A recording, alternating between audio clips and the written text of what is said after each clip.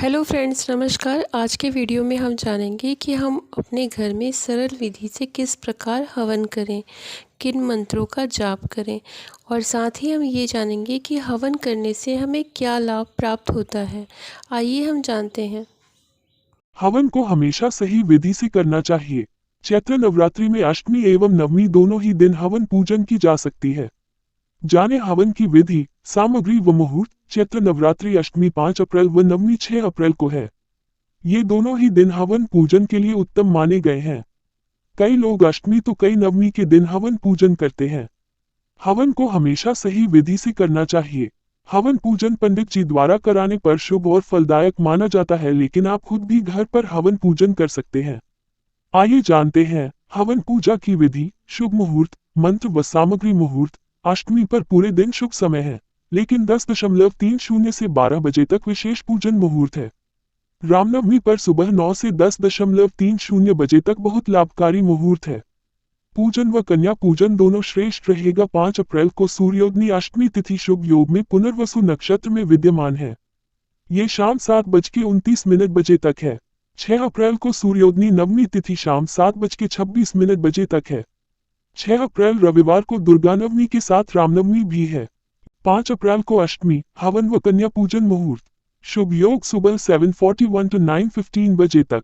अभिजित योग 11:59 12:49 बजे तक। लाभामृत मुहूर्त दोपहर 1:58 5:06 बजे तक। 6 अप्रैल को नवमी हवन व कन्या पूजन मुहूर्त। लाभामृत मुहूर्त प्रातः 9:15 से दोपहर 12:23 बजे तक रहेगा।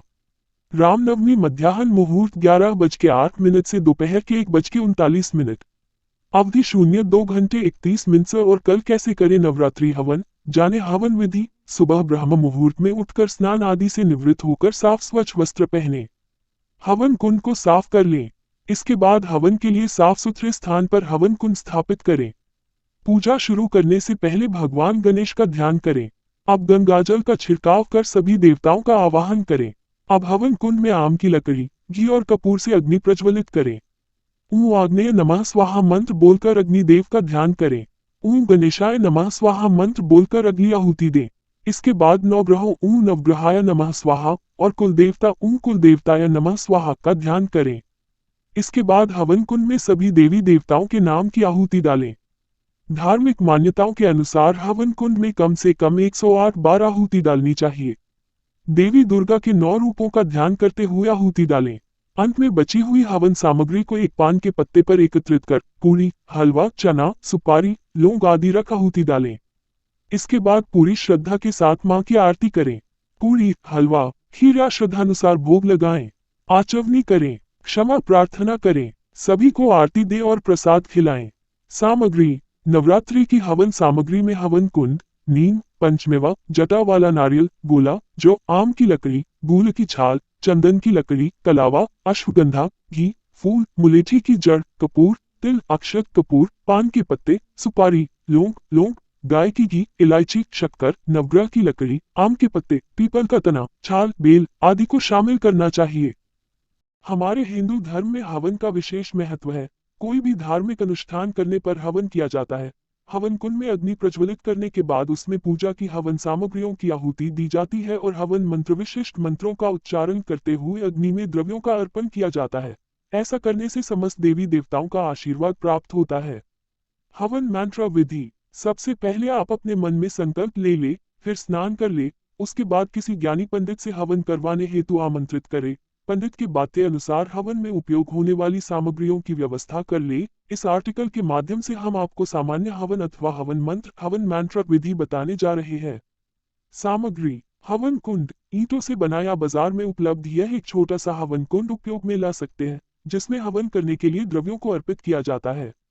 हवन सामग्री, पान, सुपारी, लौंग, इलायची, जायफल, गट्टा सिंदूर, रोली, मौली, सरसों, शहद, नारियल, गोला, गिलोय, आम, पीपल, बेर, बरगद आदि, गूल, समी, चिड़चिड़ा, खैर, पलास की लकड़ी, सराय, आम के पत्ते, दूबी, हरी घास, दिया, चावल, आटा, हल्दी, दूध, तेल, कपूर, केले, सेब, मिठाई, लाल कपड़ा, चुन्नी, केसर, सफेद चंदन, घी, जो, चावल, तिल आदि।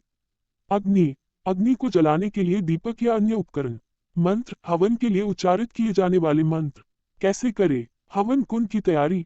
हवन कुंड बनाने के लिए एक गहरी गड्ढा खोदें और उसमें ईंटों या लोहे की बारीक जाली डालें अथवा बाजार में उपलब्ध यह एक छोटा सा हवन कुंड उपयोग में ला सकते हैं। अग्नि की उत्पत्ति। हवन कुंड में अग्नि कपूर या अन्य किसी उपकरण से जलाएं। सभी द्रव्यों की तैयारी। मंत्रों का उच्चारण। अग्नि के सामने बैठकर मंत्रों का उच्चारण करें। पंडित या वहां उपस्थित सज्जन जो हवन करा रहा हो, उसे मंत्रों की ठीक से जानकारी होनी चाहिए और उन्हें सही ढंग से उच्चारित करनी चाहिए। द्रव्यों को अग्नि में डालना। मंत्रों के उच्चारण के साथ ही एक एक करके द्रव्यों को अग्नि में डालें। समापन। हवन का समापन करते समय अंतिम हवन मंत्र का उच्चारण करें, फिर हवन कुंड में अर्पित कर दें। हवन करते समय सावधानियां रखें और अगर आपको हवन मंत्र या प्रक्रिया के बारे में जानकारी नहीं है तो किसी पंडित या ज्ञानी व्यक्ति की मदद लें। हवन मंत्र। हवन से पहले शुद्धि मंत्र ओम अपवित्र पवित्रो सर्वावस्था गतोपिवा यह स्मृत पुंडरीकाक्ष वह्यभ्यत्रे शुचि। अब आप हवन कुंड में अग्नि प्रज्वल करने का मंत्र पढ़ते हुए कपूर से अग्नि को प्रज्वलित कर लेना है। अग्नि प्रज्वल करने का मंत्र। चंद्रमा मनसो जात तच्चक्षो सूर्य जायत श्रोताद्वायु प्राणशच मुखादार्गिन जायत। अब आप सभी देवताओं में सबसे पहले पूजे जाने वाले भगवान गणेश जी को इस मंत्र के साथ आहुति दें। ओम गम गणपतिये नमः स्वाहा। अब आप नवग्रहों को आहूत देते हुए हवन कुंड में अर्पित करें। 1. ओम सूर्याय नमः स्वाहा। 2. ओम सोमाय नमः स्वाहा। 3. ओम भूमाय नमः स्वाहा। 4. ओम बुधाय नमः स्वाहा। 5. ओम गुरवे नमः स्वाहा। 6. ओम भृगवे नमः स्वाहा। 7. ओम शनिश्चराय नमः स्वाहा। 8. ओम राहवे नमः स्वाहा। 9. ओम केतवे नमः स्वाहा। अब इन मंत्रों का उच्चारण करते हुए हवन कुंड में अर्पित करें। आग्नेय नमः स्वाहा। हे अग्नि देवता, आपको नमस्कार। यह मंत्र अग्नि देवता को समर्पित है। अग्नि देवता को देवताओं का दूत माना जाता है।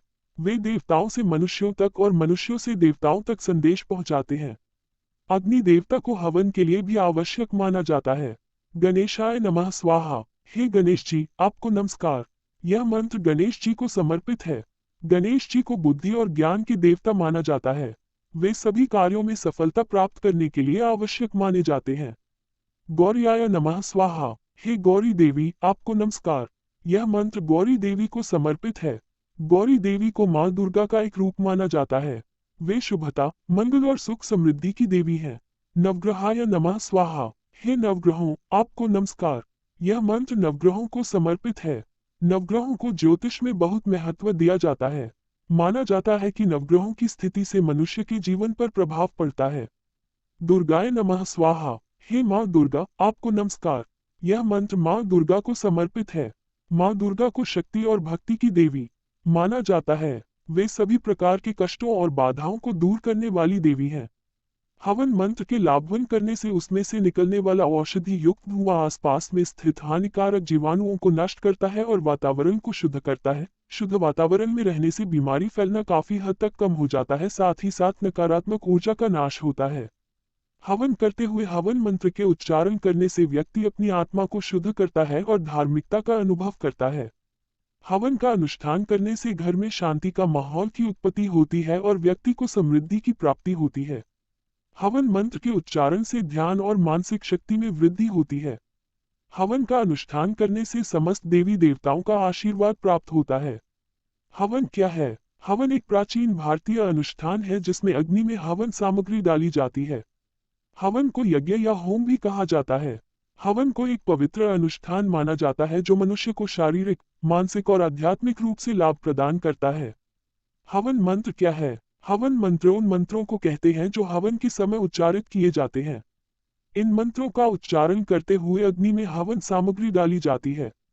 माना जाता है कि इससे अग्नि देवता, गणेश जी, गौरी देवी, नवग्रह और मां दुर्गा के साथ साथ समस्त देवी देवताओं का आशीर्वाद प्राप्त होता है। हवन के लाभ क्या हैं? देवताओं का आशीर्वाद प्राप्त होता है। मन की शांति और एकाग्रता बढ़ती है। कामनाएं पूर्ण होती हैं। शत्रुओं पर विजय प्राप्त होती है। धन धान्य और सुख समृद्धि की प्राप्ति होती है। हवन में कौन सी सामग्री प्रयोग में लाई जाती है? लकड़ी, आम, पीपल, बेर, बरगद, आक, गूल, समी, चिरचिरा, खैर, पलास की लकड़ी आदि। घी, शुद्ध घी। हवन सामग्री चावल, जौ, तिल, गेहूं, फूल, मेवा आदि। इत्र, अगरबत्ती, धूप आदि। हवन क्यों किया जाता है?